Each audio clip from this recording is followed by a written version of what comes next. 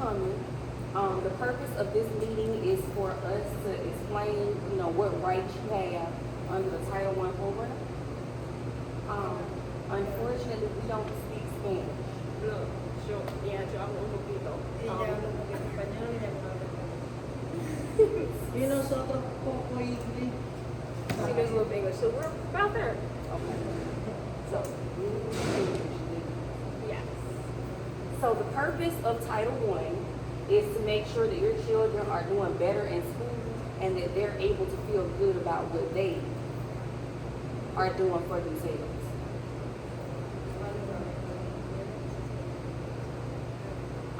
Teachers understand the needs and concerns of students and parents.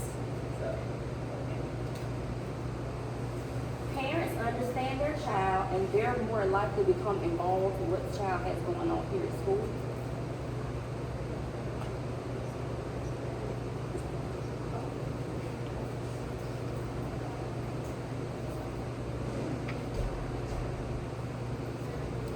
So what is a Title I school? Windsor Forest is a Title I school. So being a Title I school means that we receive extra money in order to better service our students and to provide better resources. So we identify students experiencing academic difficulties and providing timely assistance to help these students to make sure that they're mastering the standards. We also purchase supplies and materials, and these are things that we give out to our families as they actually come in for our family engagement events, or if you come to visit our parent center. We do parent involvement meetings, trainings, and activities. And being a Title I school also means that family engagement and parents have rights.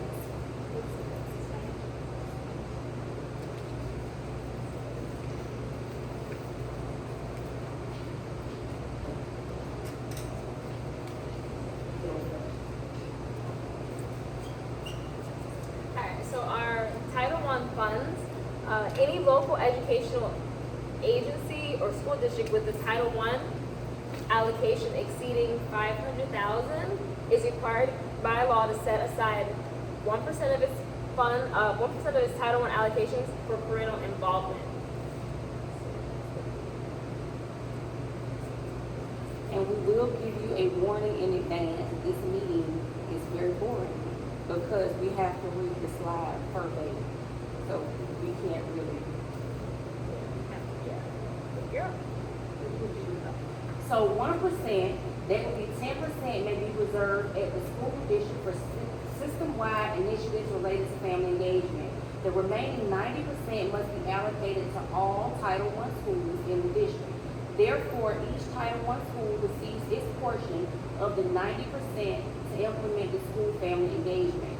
So on average, that runs us about maybe $5,000 that we have that we're able to go in and assess what you and your students need, and then we're able to order it so that you'll have access to these materials and resources when we have a family engagement function. And then also you as a Title I parent, because Windsor Forest is a Title I school, you have the right to be involved and give your voice in what you think we should spend this on. So what happens is at the end of the school year, we have a parent forum, and a part of the parent forum is telling you how much money has been allocated, and then you give suggestions on how it is you think we should spend that money. So again, with the Title I funds, some things that our principal uses it for is staffing, so either hiring someone or making sure that the class sizes are smaller so that your child can have more access to the teacher. We also have a math lab or an instructional lab now, and it may also mean bringing in others to provide the teachers for trainings or the parents for trainings. The resources that I was just mentioning, so we buy notebooks and we buy booklets, we buy kits, because each one of you will get a kit when you leave for your child today, and just instructional resources and technology.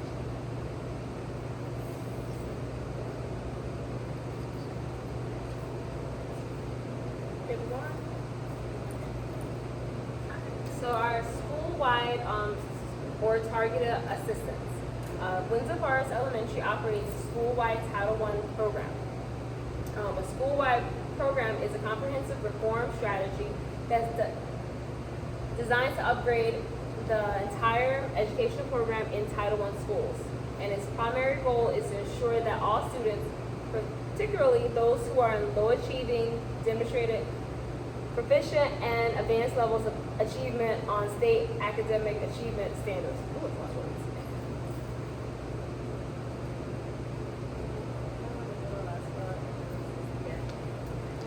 I can read a little bit of that, not a lot. So each year as a school, we have a leadership team here. It makes up each grade level department head and each department head around the different departments in Windsor Forest. So what that allows us to do is we have a planning team. We go in and we assess what the students and the school need. We put strategic goals in place that focuses the instruction based upon what the data says we need more of. Research-based strategy. So right now we're utilizing HMH. We utilize NWPA, and all of these things are applied to research.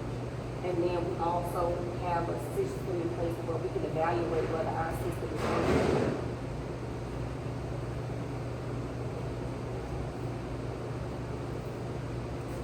These are our school improvement goals. So our first goal is to increase the percentage of students in grades K through 5 that meet or exceed their typical growth projection in reading/ELA from 41% to 45% as measured by the end of the year administration of iReady diagnostic in May 2026. Our second goal is to increase the percentage of students in grades K to 5 that meet or exceed their typical growth projection in math from 38% to 42% as measured by the end of the year administration of iReady diagnostic in May 2026. So our goal is to go up. And so it also means that you might have noticed that the teacher sent home a data report from MAP. So our goals are being rewritten because these goals no longer align to what we're doing because we no longer take iReady, we take MAP. So you all should be receiving, if you've not already received, your students' progress report as it relates to how they perform on MAP, math, and reading.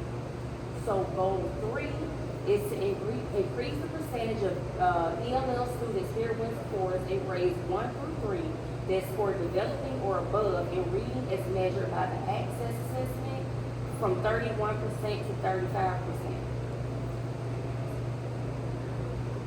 Goal 4 is targeted for our students with disabilities, and we are focusing to increase the percentage of students in grades K through 5 that meet or exceed their typical growth projection in reading ELA from 24% to 28% as measured by the end of year assessment. So, as Ms. Cologne mentioned, these goals are written each year based upon how students performed at the end of last year. And in our cases, all of our goals were met. We actually exceeded our goals. So that's how we came up with the various percentages. So some of our programs and support programs. Oh, it's programs and yeah. Oh, programs. All right, sorry. Students engage in small groups in reading and math. We have daily dig blocks for EIP, ESOL, and gifted. Professional learning. So I'm right here. Professional learning opportunities for teachers to improve instructional practices. Counselors, they provide social and emotional support. We have our love mentors and reading buddies who provide individual reading support. And we have our academic coach who supports our teachers with instructional strategies. So if you don't mind me asking, what grade is your child in? Picadalo, primero, first grade, Magina and Emilio, no, so second, okay, I know, no, so we have second and first grade parents. I'm an ESOL teacher. I work with the third through fifth, I don't work with the little ones. Yeah, okay. Alrighty, some of our school some of our school improvement plans, we have student academic assessments, information on proficiency levels, additional assistance in providing struggling students, that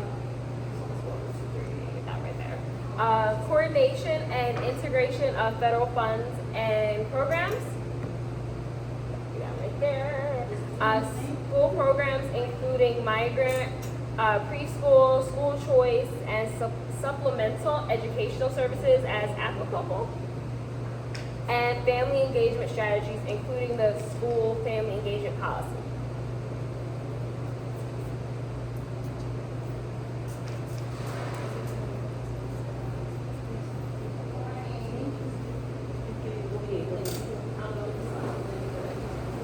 This slide is done.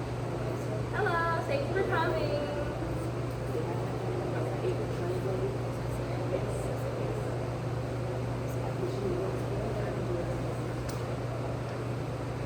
So the curriculum here at Windsor Forest that we utilize in all the schools across the district is we utilize the Georgia K-12 math standards. This year we adopted a new set of standards for ELA. So we're utilizing the Georgia standards, K-12. And then you may have heard your child mention HMH into read. So this is our reading program.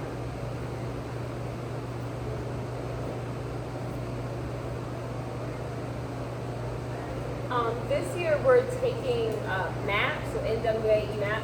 So this is a growth assessment, is a computer adaptive test that measures students' achievement and growth in reading, math, language usage, and science for K-12 students. It adjusts to each student, responsible for providing accurate real-time data through a risk score that educators use to personalize instruction and monitor progress throughout the school year. So teachers receive detailed reports allowing them to tailor lessons to their students' needs and connect to the various instructional content providers. So we do a math and a reading. And the teacher should be getting ready to send home the student scores, explaining what your student score means and things that you can do at home to help.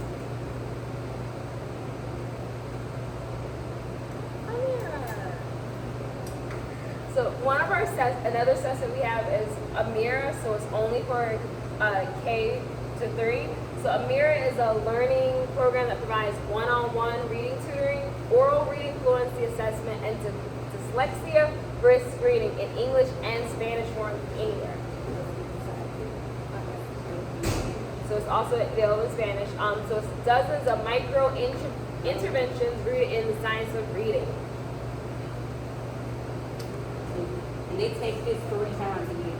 So they take it in August, they will take it again in November, and then they'll take it in March. And this is only in students that's K through 3rd. So K, first, second, and third. What grade is your child? Fifth?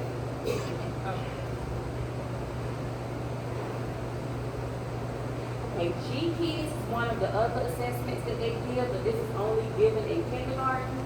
And this is a year-long assessment that kind of just gauges where students are and what milestones they need to hit in order to promote on the 1st grade and beyond. These are one-on-one assessments that the teachers do with the students in a certain area of the room. And they're testing English language arts, math, social studies, and science as well.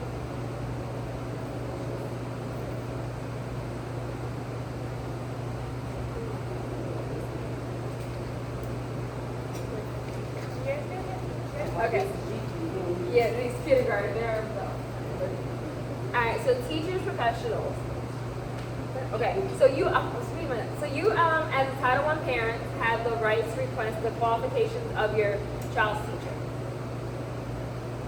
So if you have any questions about whether they're credentialed, all of that is public knowledge, and you can request it, and we have to provide it.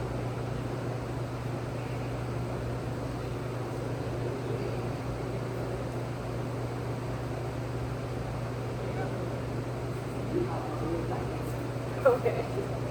So family engagement input, so you as a parent, you have the option of telling us what you want to see more of in our family engagement policy.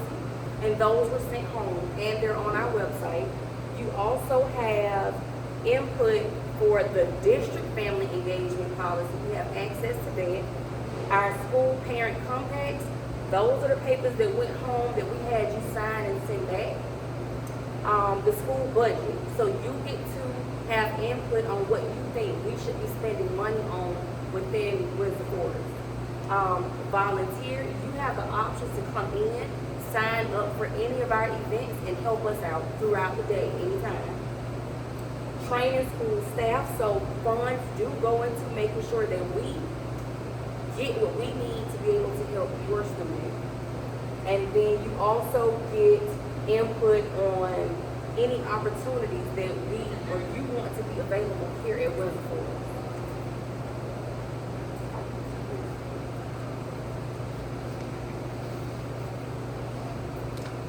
So family engagement. How can families become involved at the school?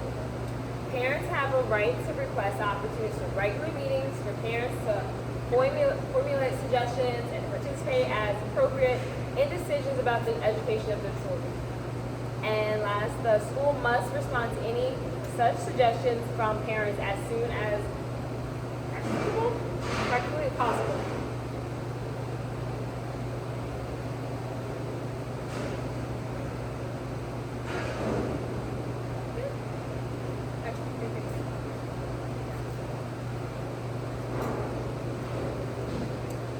Family engagement funds. So SCCPSS reserves 1% from the total amount of Title I Part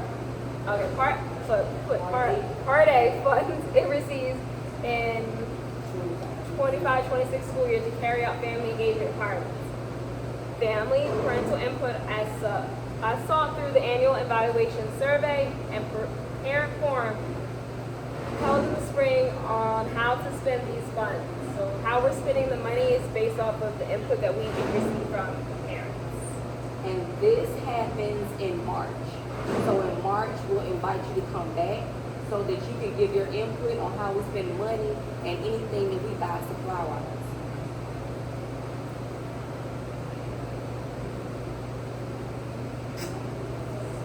Through collaboration with parents, families, it was decided that for the 25-26 school year, the following items were funded. So for this school year, we're paying for a family engagement contact. We're paying for supplies. So all of these items plus what your child has in the classroom, technology. Here, each child either has a laptop or an iPad. So we're one-to-one technology. And family engagement events. So we have a literacy night taking place on October 30th. We have a writing night in December, a math night in January, and a science night in April. So we'll have you all come in with your students, and we do a lot of hands-on and sharing information with you on how to help your child at home.